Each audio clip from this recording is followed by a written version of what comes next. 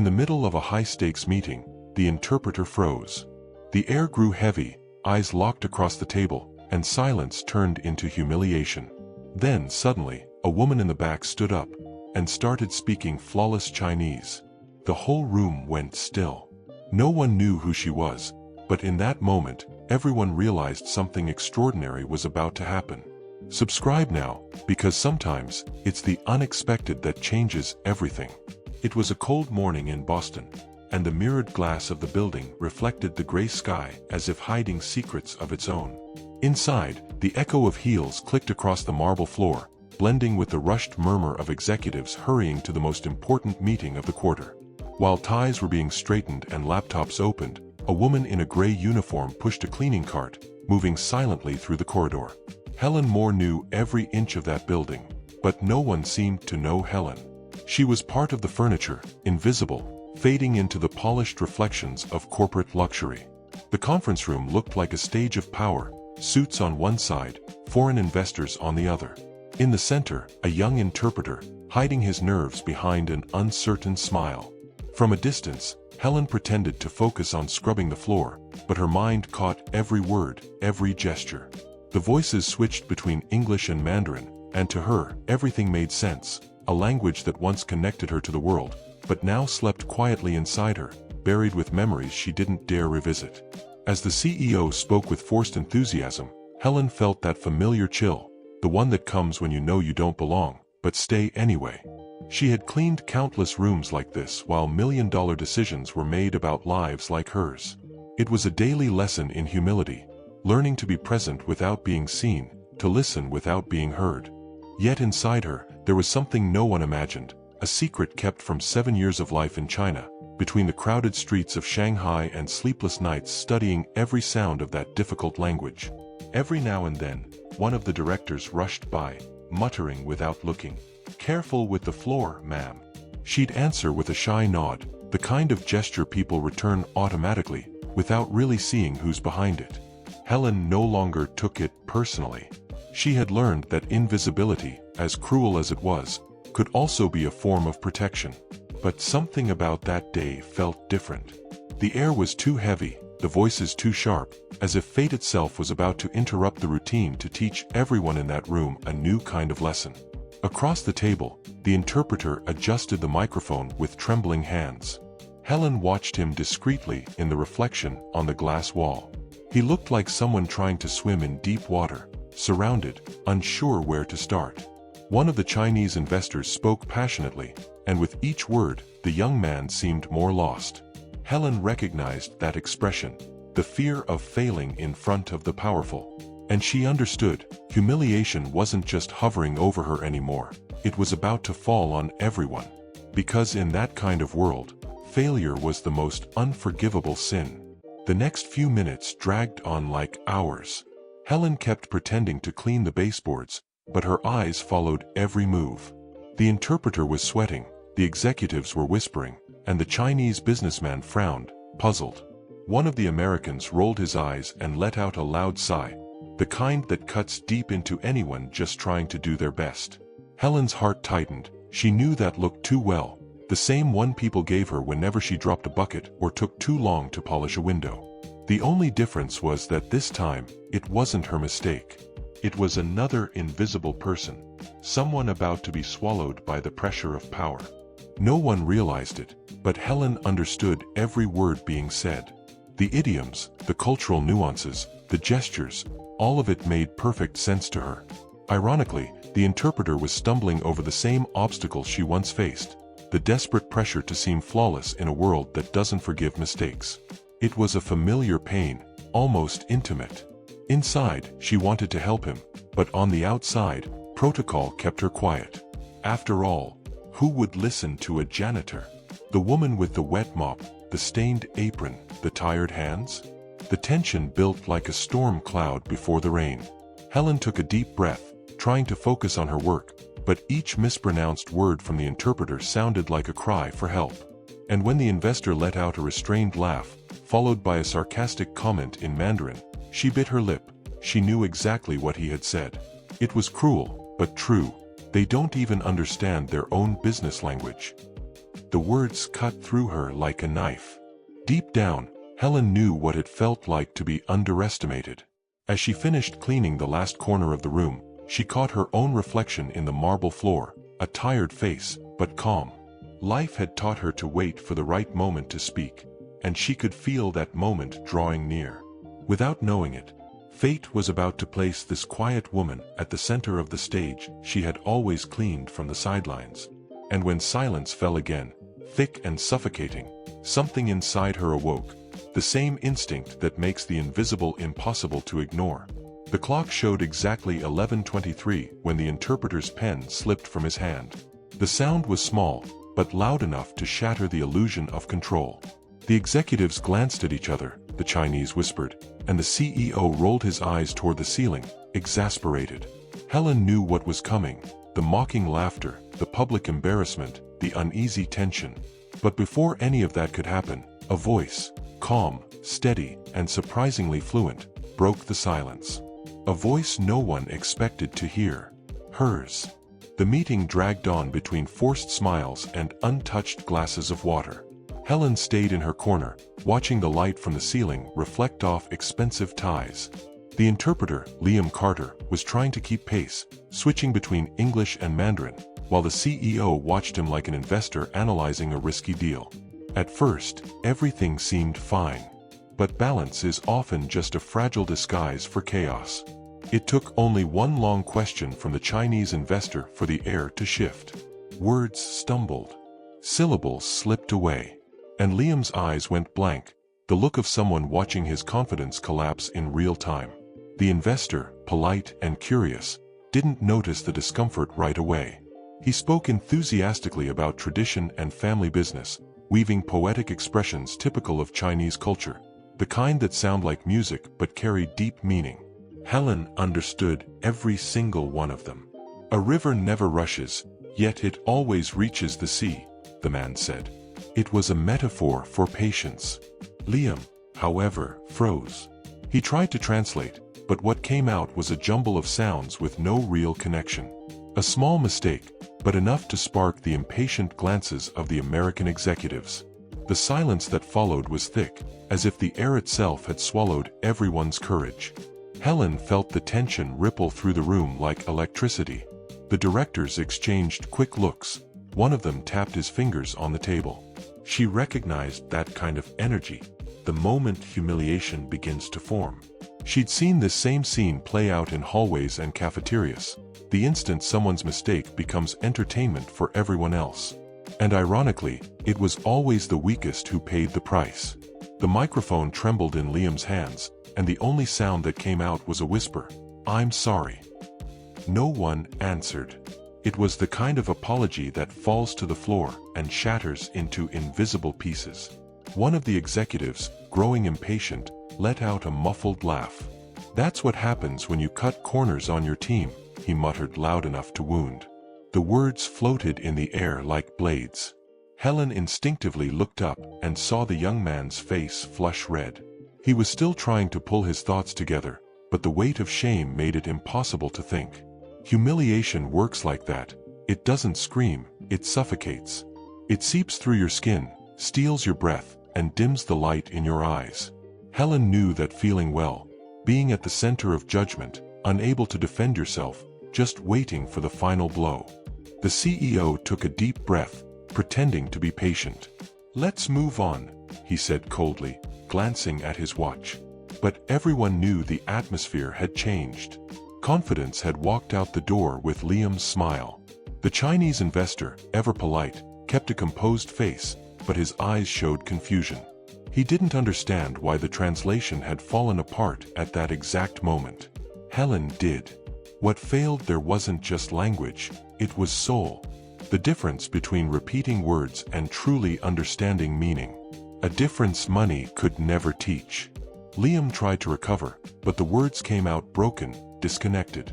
He meant that, the flow, that time. And then he stopped again. Helen's body shrank inside her gray uniform, as if she could disappear along with him. It was painful to watch someone drown under so many cold eyes. The investor turned to the CEO and politely asked something in Mandarin. The young interpreter stared back, lost, unable to respond. And at that moment, the silence became eternal. Not the kind that hides, but the kind that exposes. The kind that turns the air itself into judgment. Helen lowered her cloth and rested her hands on the handle of the bucket. The metallic sound echoed through the room. Small, but sharp enough to cut through the tension for a second. No one noticed what was happening inside her, a storm of empathy, pain, and memory. She had once been the one who froze under other people's disdain, once the target of laughter disguised as jokes. Now she was watching a young man live that same fate. The difference was that he was surrounded by millionaires, and his mistake could cost headlines and money, while hers, as a janitor, never left the hallway. The investor tried to help, repeating his question in simpler terms, but the young man wasn't listening anymore. He was trapped inside his own shame. Helen watched the sweat slide down his forehead and felt her heart race. Nobody moved. It was as if they were all hypnotized by that fragile spectacle. He's going to faint, she thought. But what was really collapsing wasn't him. It was everyone's patience, that invisible line between respect and humiliation. Once again, Helen wondered, why do people take such pleasure in watching someone stumble? One of the executives whispered something, and soft, cowardly laughs followed. Helen heard them. She always did. The sound reminded her of the day she accidentally spilled a glass of water on the director's carpet. Everyone laughed, and she had to clean it up on her knees, swallowing her tears. "Sorry, ma'am," they said afterward, but it was too late. Humiliation has a cruel way of repeating itself. The setting changes, the language changes, but the feeling stays the same. And there she was again, witnessing another chapter of the same old story. The tension became unbearable when the microphone slipped from Liam's hands and hit the table with a sharp thud. Everyone jumped. Helen closed her eyes for a second. The sound echoed like the end of a scene she couldn't watch anymore. It was in that moment, that tiny pause between failure and silence, that something inside her stirred. An old flame, buried under years of submission, reignited. Helen took a deep breath. And without realizing it, she was about to do something that would change not only that meeting, but her entire life. The silence after the microphone fell was almost tangible. It felt like even the air refused to move. Helen, still holding the damp cloth, looked at Liam. The young man was breathing fast, his face pale, his eyes lost. No one helped him. The CEO crossed his arms, impatient.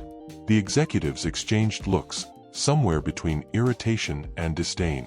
The Chinese investor waited, puzzled, unsure what was happening. Then Helen felt something pulse inside her, an impulse not born of reason, but of soul. And before she could stop herself, she opened her mouth. What came out wasn't English. It wasn't hesitation. It was Chinese, clear, graceful, perfect. The room froze. The first words sounded like the notes of a rare instrument breaking through the noise. Helen's tone was calm, confident, almost musical. The investor's eyebrows shot up in surprise. The Americans looked at each other as if the ground had vanished beneath them. Helen translated the question Liam couldn't manage. Then, naturally, she answered on behalf of the team, explaining the cultural context behind what had been said. The investor smiled, a genuine, respectful smile. And for a brief, breathtaking moment, all the shine of those expensive suits meant nothing. The woman with the mop was now the only one commanding the room. Liam watched her, embarrassed, but also relieved.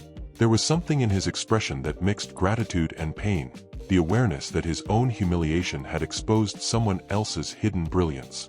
Helen, meanwhile, stayed focused. She wasn't speaking out of pride, but out of necessity. Someone has to make sure they understand what's being said, she thought. And maybe also, someone has to prove that silence doesn't mean weakness. The words flowed, and the room began to change. The heavy atmosphere slowly lifted, replaced by a strange mix of admiration and awe.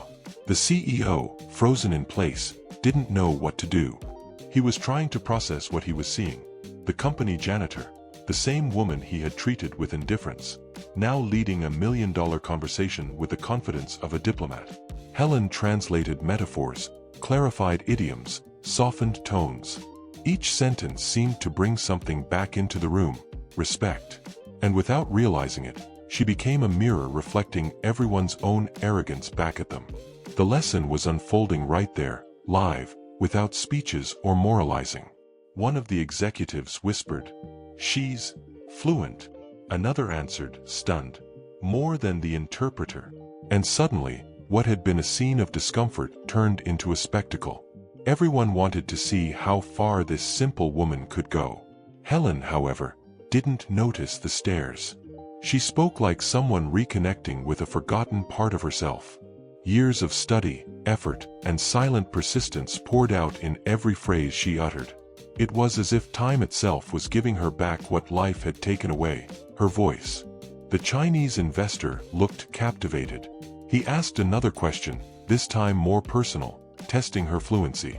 Helen replied with such natural elegance that a few quiet laughs filled the room. The man nodded, visibly impressed. "You speak like someone who's lived there," he said in Mandarin. Helen smiled. 7 years, she replied softly. Those 2 words carried an entire secret, a life no one knew. And for the first time, they weren't hearing a janitor. They were hearing a woman. A woman the world had spent years pretending not to see. The scene lasted only a few minutes, but it felt like forever. Helen spoke, translated, bridged worlds. And as the voices in the room found balance again, something new began to rise inside her. A quiet pride, the kind that comes when someone finally understands their own worth. Liam, still silent, lowered his eyes. Helen noticed. There was no resentment in his face, only empathy. He would carry that lesson for the rest of his life. Sometimes, humiliation is the language life uses to teach humility. When the meeting resumed, everyone behaved differently. The executives were more careful, the Chinese investors more open, and Helen more at peace. The tension had turned into curiosity. The investor no longer looked at the CEO, he looked at her. And at one point, he asked that Helen, not the interpreter, continue leading the conversation. The surprise was immediate. The CEO cleared his throat awkwardly. "She's just part of the cleaning staff," he blurted without thinking. The investor simply smiled, never taking his eyes off her. "Then she's the smartest employee in this building." Helen's heart pounded, but she stayed calm. She didn't respond with pride, only with respect. Her humility stood in sharp contrast to the men's discomfort. Men who now looked at her as if she had suddenly become someone else. But she wasn't someone else. She was the same as always, only revealed. The difference was that, this time, silence didn't hide her. It introduced her. And for the first time, Helen understood that what she once thought was a secret was actually a calling to show that a person's worth isn't measured by the uniform they wear. The final minutes of the meeting passed quickly. Helen finished the translation flawlessly and, before leaving, gave a small bow in Mandarin. The investor returned the gesture, smiling. The executives, still stunned, began to applaud, one by one. Liam approached her hesitantly and whispered, "Thank you." She smiled kindly. "You'll be fine," she said. Then she walked out, pushing her cleaning cart with the same quiet simplicity as always, as if nothing extraordinary had just happened. But something had.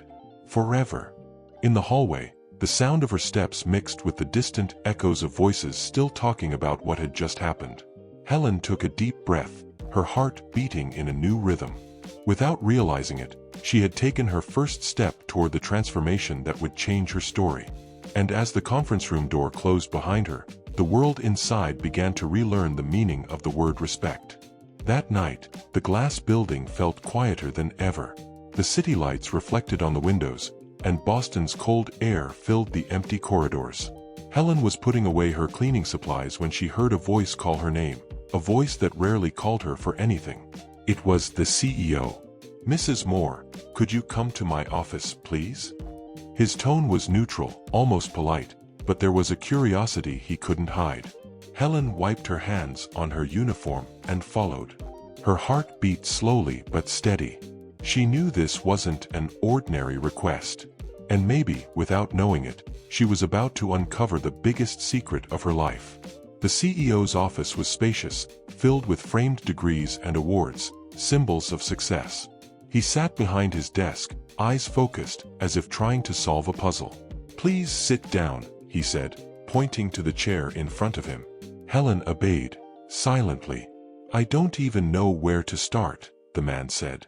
"But I need to understand, how does a janitor speak Mandarin so fluently?" His tone wasn't condescending, it was genuinely curious, mixed with a trace of embarrassment. Helen took a deep breath. "It wasn't the uniform that gave me a voice, sir. It was life." The man raised his eyebrows, intrigued. Helen then explained calmly that in her youth she had studied languages at university, but her mother's illness forced her to drop out. "Taking care of her was my priority. Everything else could wait." Her voice was steady, but her tearful eyes betrayed the longing. "After she passed away, I accepted a job as a nanny in Shanghai. I spent 7 years there, listening, learning, falling in love with the culture." The CEO remained silent. For the first time, he looked at Helen and saw more than an employee. He saw a story. And that was the greatest lesson she could ever offer without saying it outright. "And why did you come back?" he asked softly. Helen smiled faintly. "Because sometimes life calls us back to the place where we're meant to prove who we really are." She explained that when she returned to the US, no doors opened. No company wanted to hire someone with an unfinished degree and a humble background. "So I took what I could find, cleaning up after others. But I kept practicing the language. Every night, before bed, I read something in Mandarin. Knowledge is never lost, it just stays quiet until it's called." The CEO said nothing. That sentence lingered in the air, uncomfortable and beautiful at the same time. For a few seconds, he turned his gaze toward the window. Outside, the cars glimmered like moving stars. "Do you realize what you did today?" he finally asked. Helen lowered her head. "No. I just did what was right." The CEO shook his head, impressed. "You saved a multi-million-dollar deal. If that contract had fallen through, we would have taken a massive hit." Helen smiled, a small, simple smile that said everything. "Well then, I guess it's a good thing the mop was there, sir." The man laughed, genuinely, for the first time. It was life's irony at its finest. The janitor who cleaned the floor had also cleaned everyone's shame. The CEO leaned back in his chair, studying her with admiration. "You know, Helen, we sometimes forget that talent doesn't wear a badge." She simply nodded. "People judge what they see. And what they see is just the uniform. No one imagines what's behind it." The words sounded like a confession.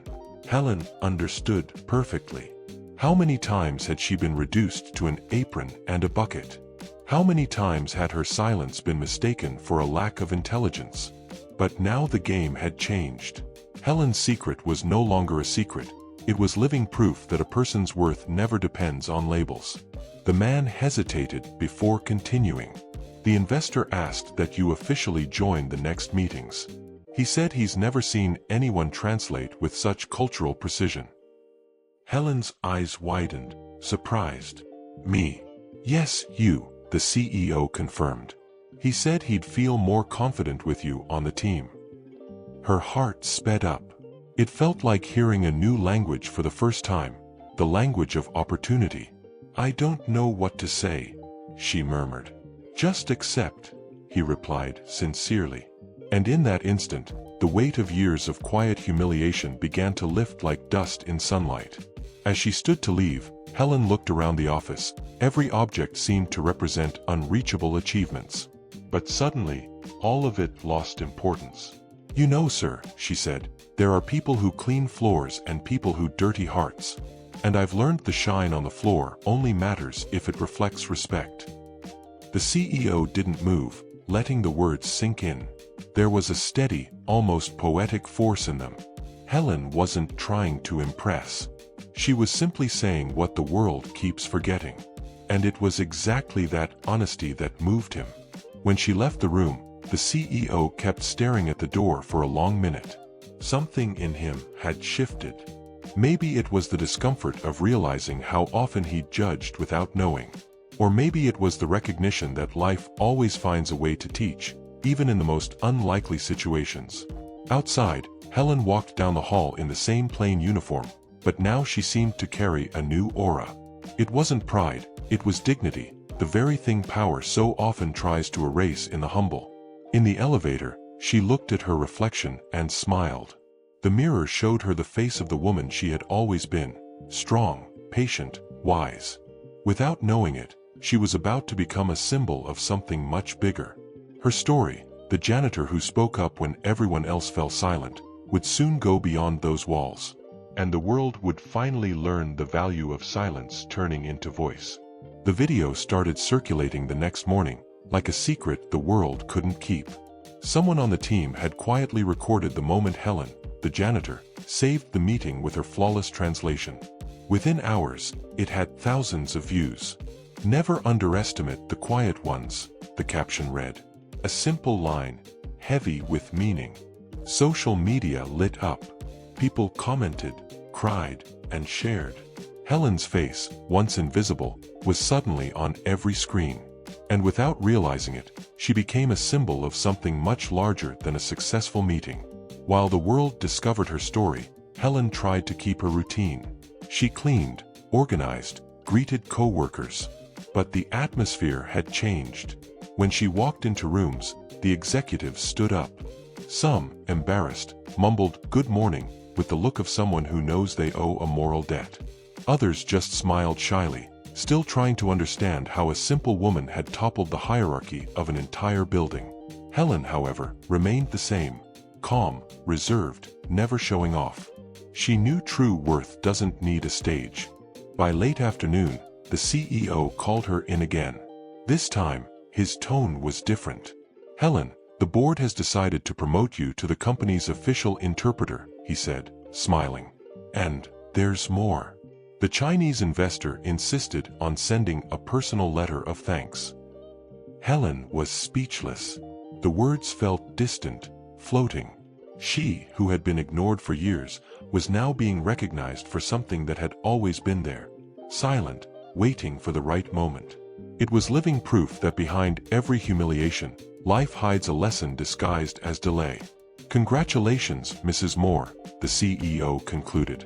Helen thanked him with a restrained smile. When she stepped out, she saw Liam in the hallway, waiting for her. He looked nervous. "I wanted to apologize," he said softly. "You don't owe me an apology," Helen replied kindly. "The world teaches us to measure people by what they wear, not by what they carry inside. But time corrects everything." Liam lowered his head, moved. "I learned more today than in 4 years of college." Helen touched his shoulder and answered gently, "That's the lesson life charges dearly for, but it teaches it well."